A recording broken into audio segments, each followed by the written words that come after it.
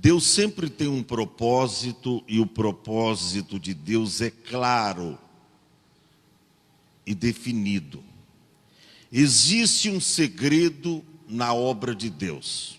Aliás, eu diria, existem alguns segredos na obra de Deus. E um dos maiores grandes segredos na obra de Deus é você aprender a ouvir. Ouvir a Deus, ouvir a sua palavra. A Bíblia diz que o temor do Senhor é o princípio da sabedoria. E diz a Bíblia que bom entendimento tem aqueles que lhe obedecem. Eu louvo a Deus pela sua vida que escolheu escutar Deus nesta noite, porque você sabe que nesse lugar Deus fala de uma maneira audível, Deus fala de uma maneira objetiva. Deus não fala debalde. Pastor, o que é debalde? Em vão. Deus não fala em vão. Esse negócio de alguém dizer, eu fui na igreja coincidentemente e lá Deus falou comigo. Não tem esse negócio. Na obra de Deus não existe coincidência. Na obra de Deus existe propósito. E você está aqui como propósito de Deus. Não está aqui por acaso. Foi Deus que te trouxe aqui hoje. Abra comigo a sua Bíblia no Evangelho de Lucas, no capítulo de número 10, do versículo 25 ao versículo 37. São muitos os versículos, então vamos ligeiramente à leitura da palavra de Deus. Vou recapitular. Capítulo 10 do Evangelho de Lucas, capítulo 10, versos 25 ao 37. Todos encontraram, digam amém. Diz assim: e eis que se levantou um certo doutor da lei, tentando e dizendo: mestre, que farei para herdar a vida eterna? E ele lhe disse: que está escrito na lei, como lês? E respondendo ele disse: amarás o Senhor teu Deus de todo o teu coração, de toda a tua alma e de todas as tuas forças e de todo o teu entendimento, e ao teu próximo como a ti mesmo. E disse-lhe: respondeste bem, faze isto e viverá. Ele, porém, querendo justificar-se a si mesmo, disse a Jesus: e quem é o meu próximo? E respondendo Jesus disse: descia um homem de Jerusalém para Jericó e caiu nas mãos dos salteadores, os quais o despojaram e espancando-o se retiraram, deixando-o meio morto. Ocasionalmente descia pelo mesmo caminho certo sacerdote e vendo-o passou de largo. E de igual modo também um levita chegando àquele lugar, vendo-o passou de largo. Mas um samaritano que ia de viagem chegou ao pé dele e, vendo-o, moveu-se de íntima compaixão. E aproximou-se, atou-lhe as feridas, aplicando-lhes azeite e vinho, e pondo-o sobre a sua cavalgadura, levou-o para uma estalagem e cuidou dele. E partindo ao outro dia, tirou 2 dinheiros e deu-os ao hospedeiro e disse-lhe: cuida dele, e tudo o que demais gastares eu te pagarei quando voltar. Qual, pois, desses 3 te parece que foi o próximo daquele que caiu nas mãos dos salteadores? E ele disse: o que usou de misericórdia para com ele? Disse, pois, Jesus: vai e faze da mesma maneira. Diga amém. Glória a Deus. Meus irmãos, eu quero vos falar nesta noite sobre o significado do amor ao próximo. É uma tipologia entre o bom samaritano e a igreja. É uma tipologia, esta parábola, entre o bom samaritano e a igreja. Todos os irmãos sabem que parábola é um conto de acontecimentos fictícios, porém fundados em verdades bíblicas. Jesus, ele contava muitas parábolas, e muitas vezes tipificando ou comparando o reino de Deus, mostrando muitas vezes o lado material para você valorizar o lado espiritual. E Jesus, você vê nos evangelhos sinóticos, que eles estão recheados de parábolas contadas pelo mestre da Galileia, Jesus Cristo, nosso Senhor. E a parábola do bom samaritano é uma parábola famosa do Novo Testamento, que aparece unicamente no Evangelho de Lucas, capítulo 10, do versículo 25 ao 37. E o ponto de vista majoritário indica que esta parábola foi contada por Jesus a fim de ilustrar que a compaixão, ao próximo deveria ser aplicada a todas as pessoas. Ou seja, não precisa ser do nosso convívio espiritual, ou seja, não precisa ter o nosso mesmo segmento para você amar estas pessoas. Você pode amar um feiticeiro, um macumbeiro, um espírita, um drogado, um viciado, independentemente da sua classe religiosa, tá? De quem ele seja, não importa. O amor que nós encontramos aqui nessa parábola é exatamente a respeito disso. Jesus coloca aqui a definição de próximo no contexto mais amplo, além daquilo que as pessoas geralmente consideram que é, no seu ponto de vista. Muitas vezes você lê repetidas vezes essa parábola e você pergunta para você mesmo: mas quem é o meu próximo? Quem é o meu próximo que eu devo amá-lo como a mim mesmo?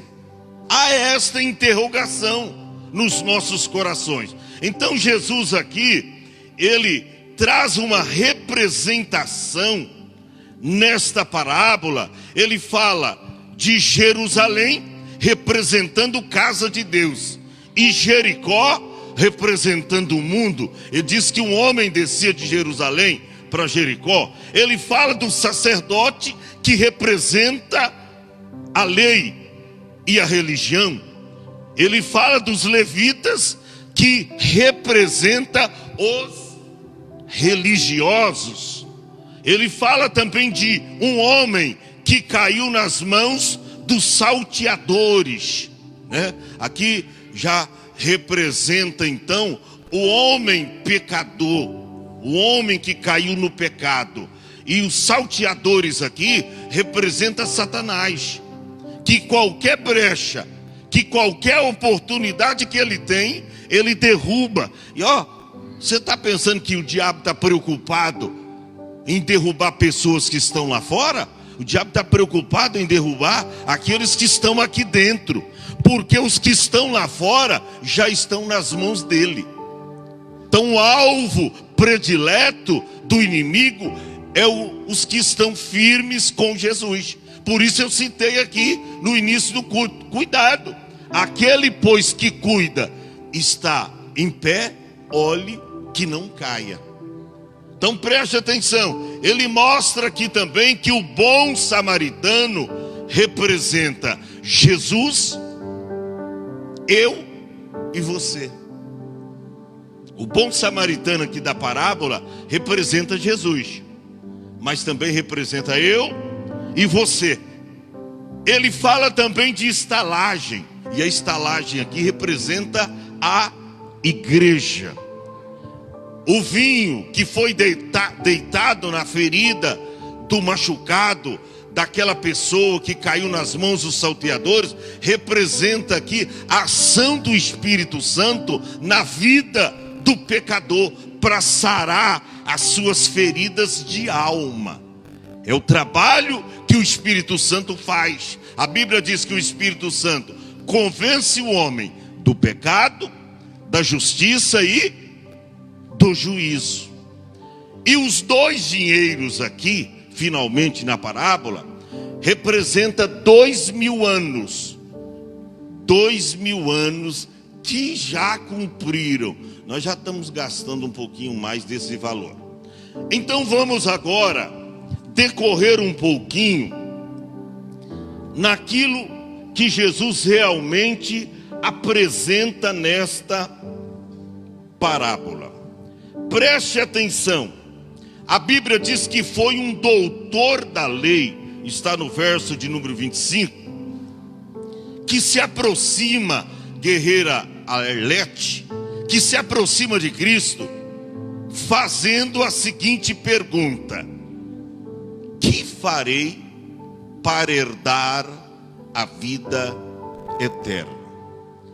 Você vê que se esta pergunta fosse de um leigo na religião judaica, se esta pergunta fosse de um homem comum, seria uma pergunta, acredito eu, com uma resposta completamente diferente.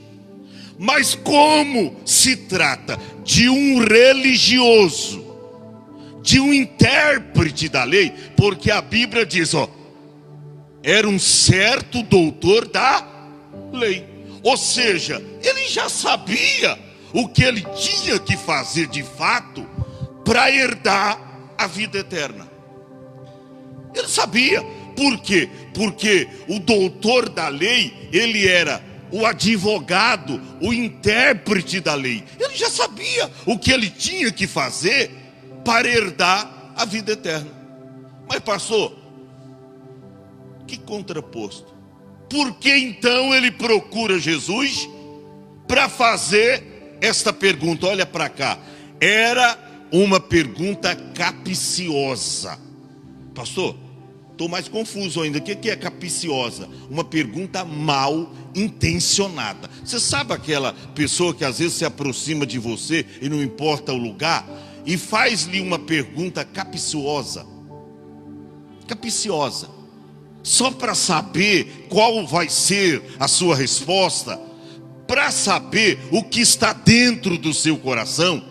Ora, o homem era doutor da lei, intérprete da lei. Ele sabia o que ele tinha de fato que fazer, divino, para alcançar a vida eterna. Mas ele chega como um bestão, como um carudo, e disse: mestre, que farei para herdar a vida eterna?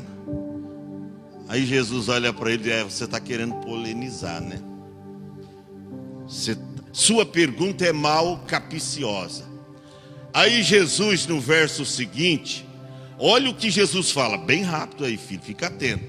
E ele lhe disse: que está escrito na lei? Ora, se ele é intérprete da lei, se ele é o advogado da lei, se ele conhecia tudo da lei, evidentemente que ele sabia a resposta.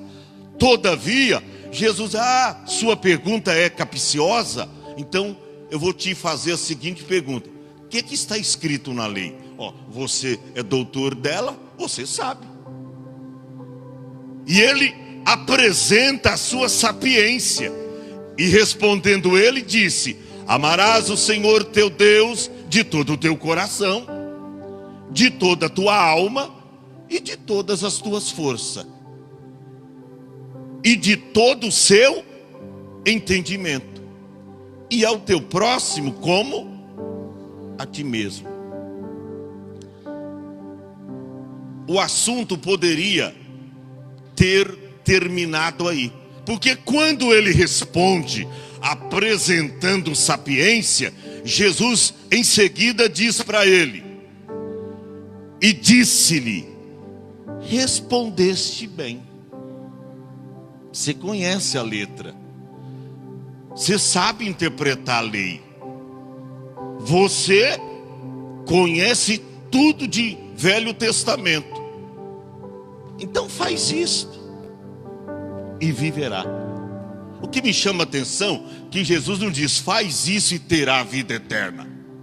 Jesus diz faz isso, você está falando, está aí no contexto, no verso de 27, faz isso aí que você está falando e você viverá.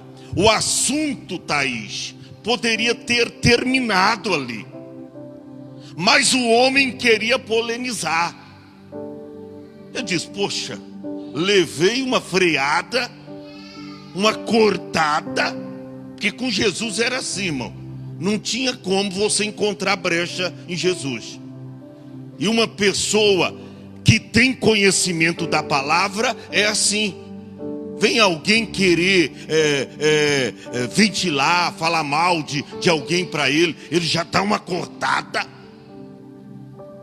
Vem alguém querer, você viu aquela irmã fulana de tal, ele já dá uma cortada, a pessoa já cai fora. Por quê? Porque Jesus era assim. As pessoas vinham querer falar mal, ele já cortava. E ele sabia que esse homem, que era intérprete da lei, ele estava mal intencionado. A sua pergunta era uma pergunta capciosa.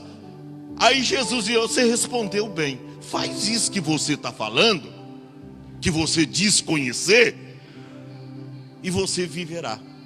Mas olha, se a resposta para ele foi a contento, que nada. Olha o que ele diz em seguida. Ele, porém, na minha está escrito, disse, querendo justificar-se a si mesmo. Este é o problema de muitas pessoas, até dentro da igreja.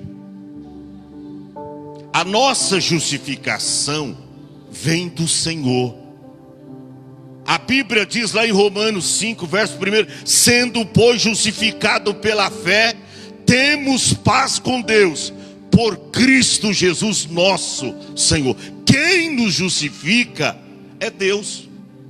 Mas ele aqui, diz a Bíblia, ele querendo justificar-se a si mesmo, como tal, como aquele que era cabalmente praticante da lei, que era observador da lei. Então ele, querendo justificar-se a si mesmo, disse a Jesus, e quem é o meu próximo? Oh, meu irmão, o homem, guerreiro Milton, era intérprete da lei.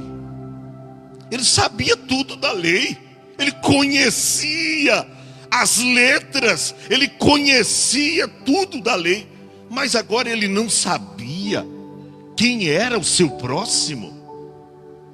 E quem é o meu próximo? Sabe por quê?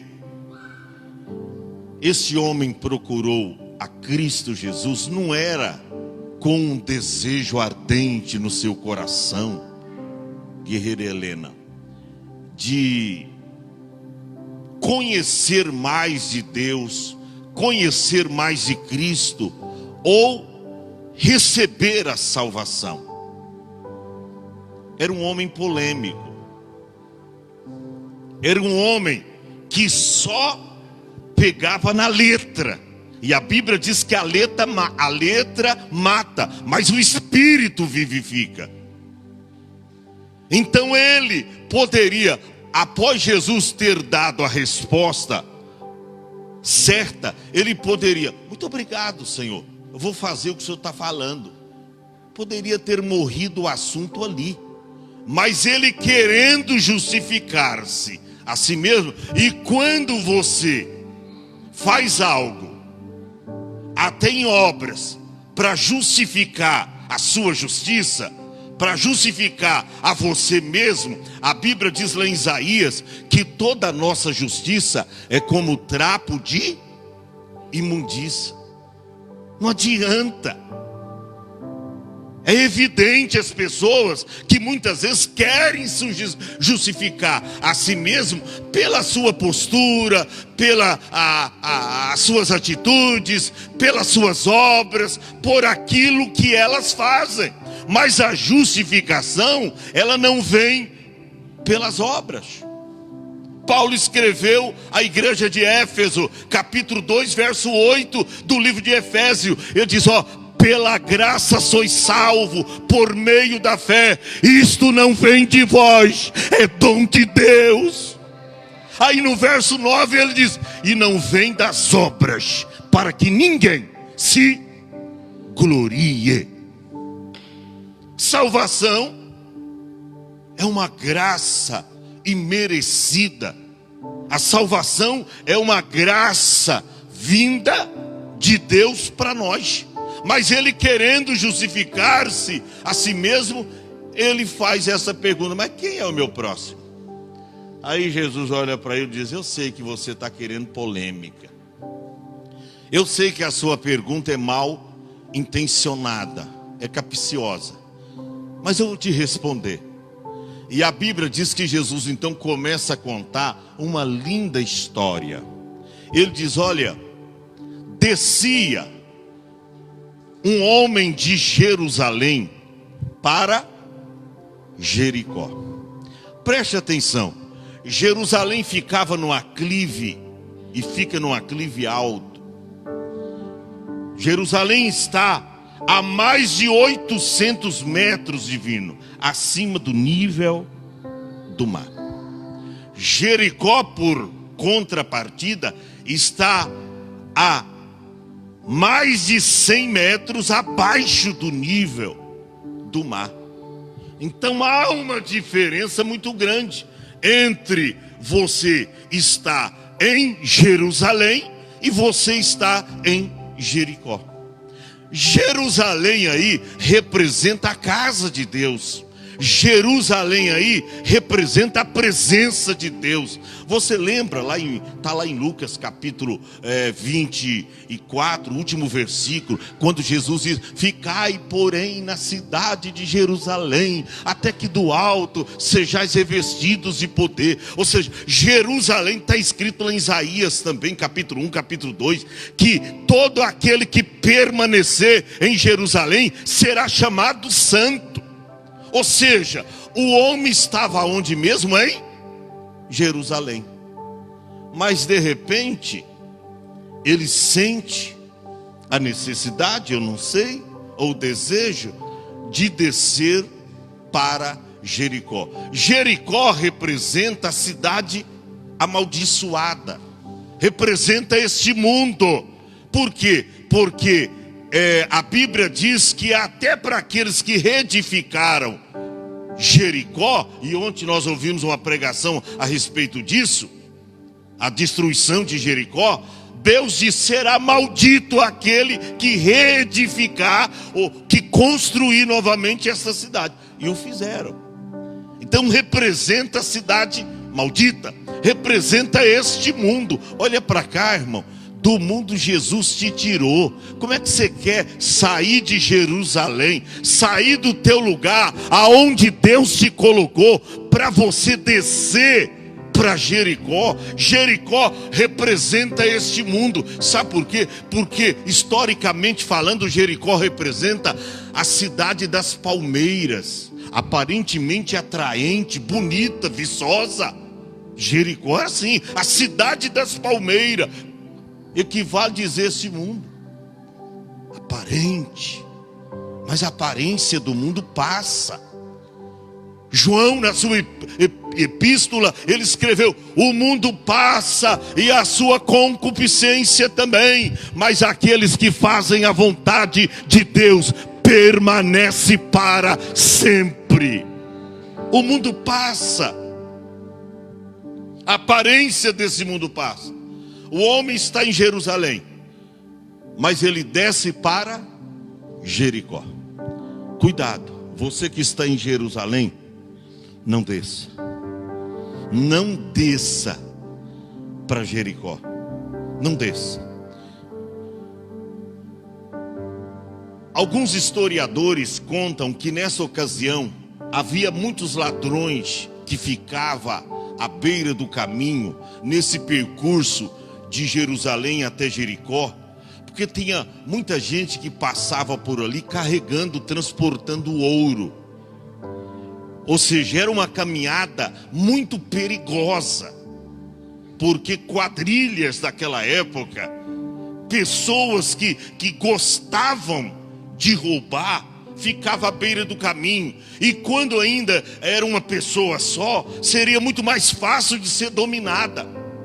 O que aconteceu? A Bíblia diz que o homem descia de Jerusalém para Jericó, e a Bíblia diz, e caiu nas mãos dos salteadores. Está vendo o perigo? Ele descia de Jerusalém para Jericó e caiu na mão de quem? Dos salteadores. Deus está falando com alguém especificamente, cuidado. Alguém está querendo descer para Jericó e está querendo te levar junto. Nem pegue carona, ainda que tem ar-condicionado no carro. Não pegue nem carona. Se for o caminho oposto, ao contrário, maravilha, estou subindo para Jerusalém. Mas o caminho inverso, de Jerusalém para Jericó, nananina não. A Bíblia diz que ele caiu nas mãos dos salteadores. Salteadores ali quer dizer, caiu na mão dos inimigos. E você conhece, sabe bem quem é o teu inimigo, ou não sabe? Quantos aqui sabem? Precisa falar o nome dele, irmão?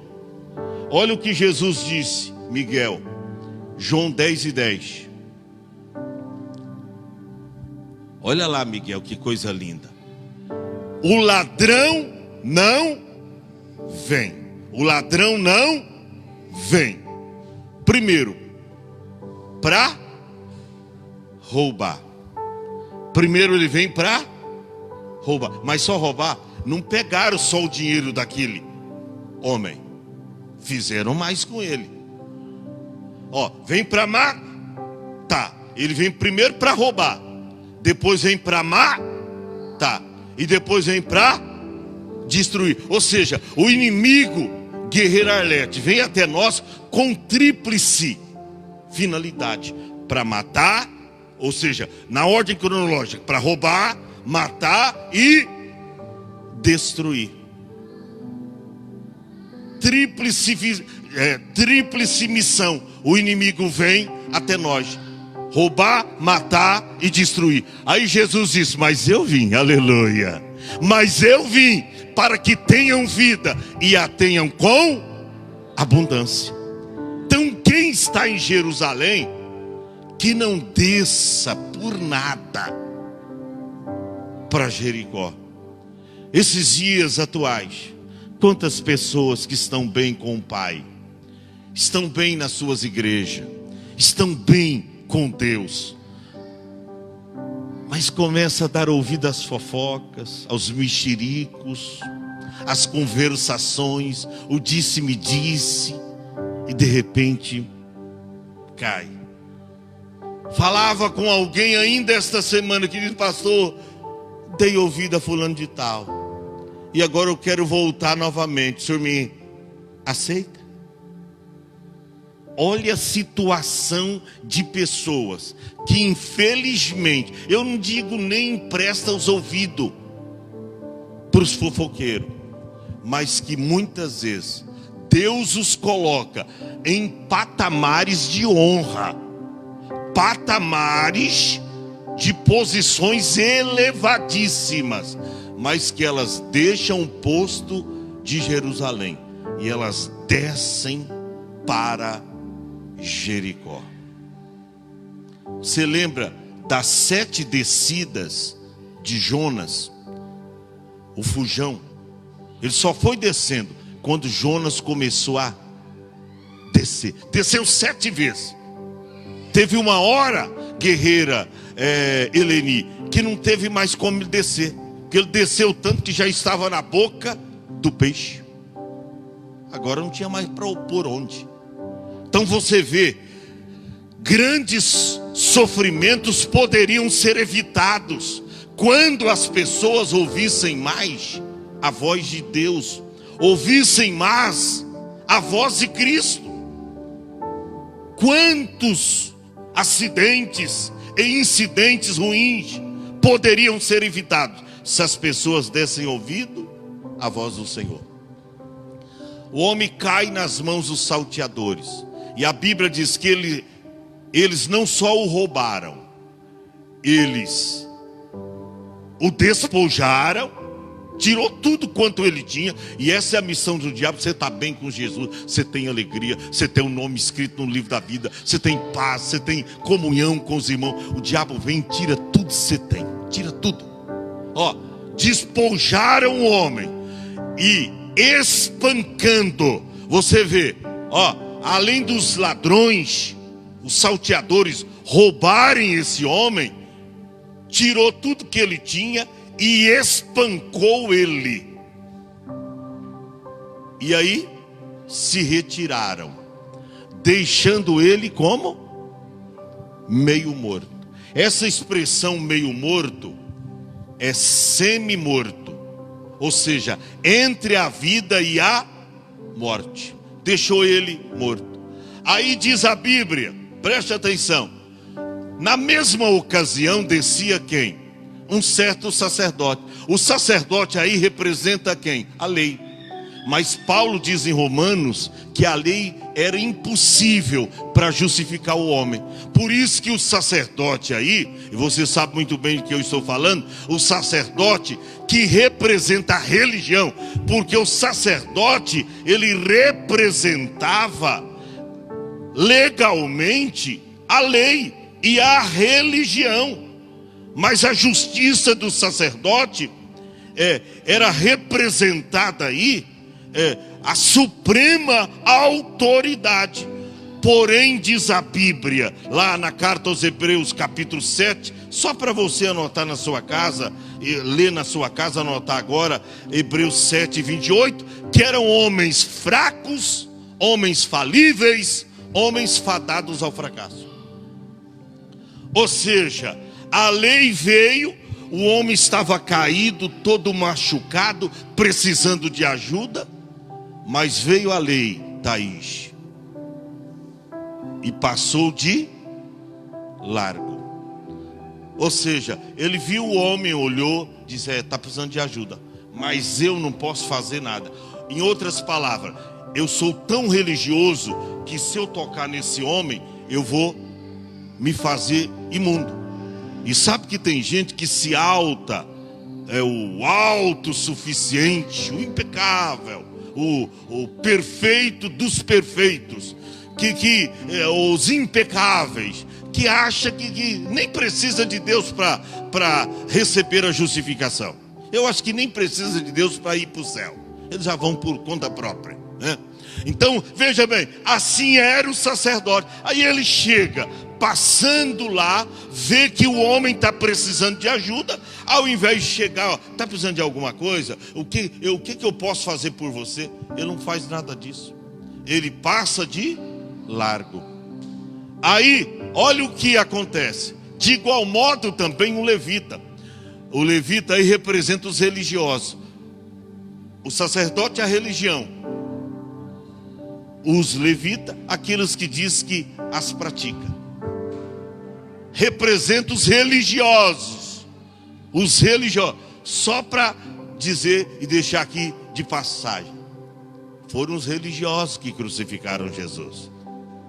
Foram eles que prenderam Jesus. Foram eles que o colocaram no lenho. Foram eles. Preste atenção. A Bíblia diz que vem o levita, e o levita, irmão, era um homem extremamente religioso. Sabe aonde estavam os levitas? No púlpito, da igreja, do templo. Eles eram encarregados pela a música. E que música naquele tempo? Cantar os salmos da Bíblia. Então eles tinham uma missão sabe, tinha que ter um viver santo. Aqui representa os religiosos, aqueles que diz que são religiosos, mas murmura, fala mal das pessoas, fala mal de todo mundo, nunca está contente com aquilo que Deus faz, não são gratos ao que Deus faz. Os religiosos. Os religiosos. Cuidado para você não vir para a igreja e se tornar mais um religioso.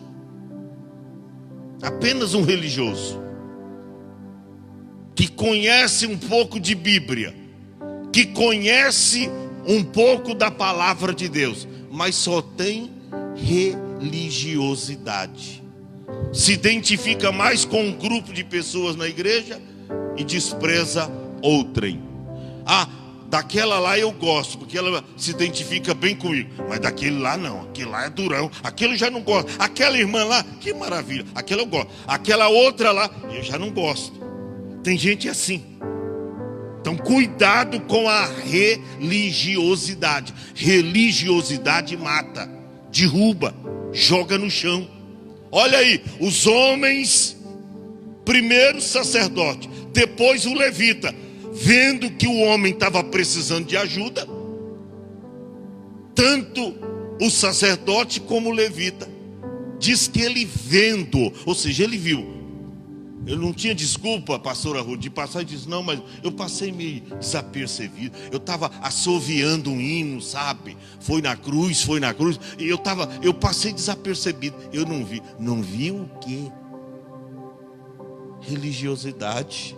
Viu sim. É que não tem amor no coração. E tem pessoas que falam uma coisa, mas vivem outra. Aparentam uma coisa, mas vivem outra.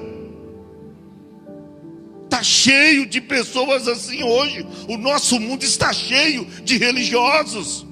Você vê lá em alguns países que no nome da religião eles matam pessoas, matam crianças, entram num avião com bombas assim na cintura e mata todo em nome de uma religião. São os religiosos. São os religiosos. Pastor, nós não somos religiosos? Em parte nós somos. Mas Tiago diz que a religião verdadeira é você visitar os doentes, é você socorrer os necessitados, visitar as viúvas, os órfãos e se guardar da corrupção do mundo. Tiago escreveu isso lá. Esta é a religião verdadeira para com Deus. Veio o sacerdote, viu o homem caído, passou de largo. Veio o levita da mesma forma. Mas olha a diferença. Mais um samaritano que descia de Jerusalém para Jericó. É isso que está escrito? Que fazia o quê? Que ia de viagem. E que vai dizer que este samaritano, ele não descia de Jerusalém para Jericó. Ele subia de Jericó para Jerusalém. Ou seja, ele ia para Jerusalém. Ele ia para Jerusalém. E quem era ele mesmo? Samaritano. Ora, todo mundo sabe, todo mundo já ouviu isso na igreja, que não tinha nenhuma amizade, nenhuma comunhão os samaritanos com os judeus. Eles brigavam o tempo todo. Eram vizinhos, mas sabe, brigavam. Tanto é que quando Jesus pediu água àquela mulher samaritana, você lembra a passagem bíblica, está lá no Evangelho de João capítulo 4. A mulher diz: como sendo tu judeu, pede a mim a beber, que sou mulher samaritana. Os samaritanos, eles não se comunicavam com os judeus. O homem que estava caído aqui era um judeu. Agora vem lá o samaritano, que era o contrário da religião daquele homem, tá? Que era discriminado por aquele homem. Aí ele vem e vê aquele homem todo caído, machucado, explorado. E a Bíblia diz que ele chegou ao pé dele, verso 27. Ele chegou ao pé dele, tá? Aquele versículo que você estava mesmo lá.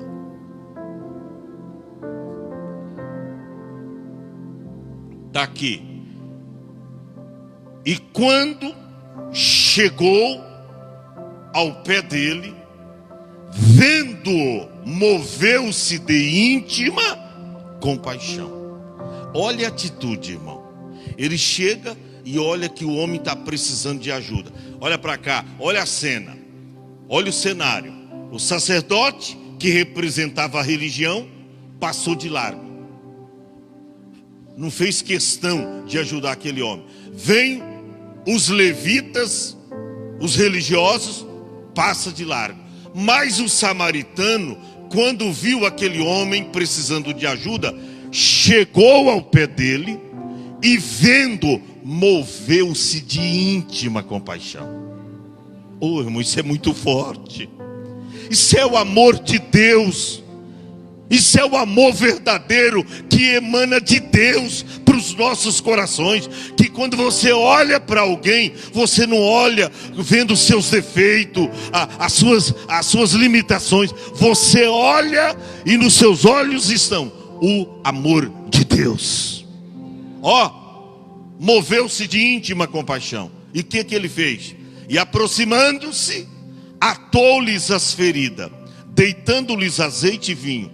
E o que ele fez? Pondo-a na sua cavalgadura. Ou seja, ele não estava passando a pé, ele estava com um animal, talvez um jumentinho, um animalzinho. E ele disse: não é justo, o homem está machucado e eu deixá-lo aqui. Eu tenho que fazer alguma coisa por ele, porque quem ama faz. Quem ama faz. Quem ama trabalha para juntar e não para espalhar. Quem ama aconselha para a pessoa ficar firme, não para a pessoa sair. Quem ama faz tudo que Deus determina, nos conformes da sua vontade. E este aí, ele diz: não é justo, esse homem está machucado, eu não posso deixá-lo aqui porque ele vai morrer. Ele vai morrer. O que ele faz? Primeiro, ele aplica azeite e vinho. Azeite, quanto ao vinho, representa a ação do Espírito Santo na vida do crente, tirando as imperfeições, sarando as nossas feridas. E às vezes as feridas estão na alma e só o Espírito Santo pode chegar lá. A Bíblia diz que ele pega, aplica o azeite e vinho, aí ele põe sobre a sua cavalgadura, ou seja, sobre o seu jumento, sobre o animal que ele estava. E ele faz o que? Levou para uma estalagem. Eu disse aqui que a estalagem representa a igreja. É você pegar aqueles que estão lá fora, perdidão mesmo, perdidos. Agora eu estava vendo aí, tem uma droga chamada droga eletrônica. Como está viciando pessoa, até da igreja, irmão. A gente precisa tomar um tremendo cuidado. Droga eletrônica. Eles ficam lá, está viciando. Só muda, mas é vício. O diabo, para cada tempo, ele tem uma estratégia para nos derrubar e para fazer a gente deixar Jerusalém e você descer para Jericó. Preste atenção. Ele coloca o homem machucado no seu animal, quem sabe no seu jumento, E ele leva para a estalagem. E ele faz o quê? Cuida dele. Eu vou terminar. O que ele faz? Diz a Bíblia no verso seguinte: e partindo ao outro dia, tirou dois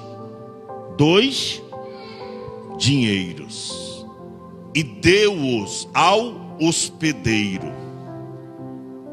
e disse-lhe: cuida dele. Ou seja, eu estou viajando. Eu quero te dizer que a igreja está viajando. Nós estamos numa viagem. Paulo diz que nós não temos aqui cidade permanente, nós buscamos a futura. Nós estamos numa viagem, não podemos parar, não podemos fixar residência aqui. A nossa cidade é o céu. Jesus diz: para que onde eu estiver, estejais vós também. Preste atenção. Ele estava em viagem. Jesus, ele passou por aqui. Mas aos seus 33 anos e meio, o que eu vou completar agora, dia 17, 33 anos. Mais ou menos 33 anos e meio. Jesus voltou para o Pai. Diz lá em Lucas: e cumprindo-se os dias do seu ministério, voltou para o Pai. Ele não podia cuidar dele. Cuidou aquele primeiro dia, mas a Bíblia diz que no outro dia ele tira 2 dinheiros e dá aos hospedeiros, ou ao hospedeiro, e disse: cuida dele, e tudo o que demais gastares, eu te pagarei quando voltar. Preste atenção, esses 2 dinheiros representam 2 dias de um trabalhador. Está lá em Mateus capítulo 20, versos 1 e 2. Um trabalhador trabalhava um dia, recebia um dinheiro. Trabalhava 2 dias, recebia quantos dinheiro? 2. 2 dinheiros na Bíblia representa 2000 anos. Está escrito lá, segunda epístola de Pedro, capítulo 3, verso de número 8, que um dia para o Senhor é como 1000 anos, e 1000 anos como um dia. Quantos dinheiro foi dado? 2. 2 dinheiro representa quantos dias? 2 dias. E nós encontramos aí, segundo a Pedro 3 e 8, dizendo que um dia para o Senhor é como 1000 anos, e 1000 anos como um dia. Ou seja, 2 dinheiro representando 2 dias, 2 dias representando 2000 anos. Havia um adágio popular bem antigo que dizia: olha, eu lembro que até minha avó dizia: olha, você vai viver tempos difíceis, eu não vou alcançar. Mas eu me lembro que ela dizia: 1000 passará e 2000 não chegará. Os 2000 já passou. Estamos no ano 2020, vamos para 2021. Mas olha a palavra. Olha os 2 dinheiros. Cuida dele. Tira 2 dinheiros, diz: cuida dele. Se gastar mais um pouquinho dos 2 dinheiros, pode ficar tranquilo, eu venho acertar as contas com você. Aleluia. Tirando 2 dinheiros, chama o hospedeiro e diz: cuida dele. E o que demais gastar, nós estamos gastando um pouquinho mais dos 2 dinheiros. É por isso que hoje nós já estamos em 2020. Mas Jesus não tarda a voltar. Ele diz: pode pôr na minha conta o que você gastar, porque quando eu voltar, eu te pagarei. Eu te pagarei. Jesus está voltando, igreja. Vamos viver a essência do amor de Deus. Sabe qual foi o protesto de Jesus para a igreja de Éfeso? 2 e 4. Apocalipse, ele diz: tenho contra ti que deixaste o teu primeiro amor. Fique em pé. Jesus vem. Vamos amar, mas amar de verdade. Vamos aceitar uns aos outros, mas aceitar de verdade. Vamos amar o nosso próximo. Pastor, qual é o meu próximo? É esse que agora está aqui ao meu lado? Não apenas isso. Porque muitas vezes o teu próximo não é quem está do teu lado apenas. Não. Ah, pastor, mas aqui, ó, meu próximo é esse que está do meu lado. Daqui a pouco você vai sair da igreja. Você vai encontrar alguém aí precisando de uma palavra, precisando de ajuda. Você vai encontrar um vizinho que nunca ouviu falar de Jesus. Você vai encontrar alguém no trem, no ônibus, no aeroporto, na fila do banco, aonde você for, você vai encontrar um próximo que sempre precisa de uma palavra de Deus. Estenda a mão e não faça como o levita e como o sacerdote, que ao invés de ajudar o homem ferido, o homem caído, ele fez o quê? Passou de largo.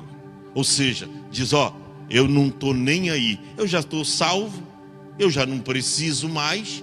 E aí você não olha para quem precisa. Nós vamos ler aqui os pedidos e orações. Depois de um lindo louvor, já em seguida vai se soltar aqui. E nós vamos orar. E se você nesse louvor, você sentir no teu coração de vir à frente e receber uma oração, você pode vir em nome de Jesus.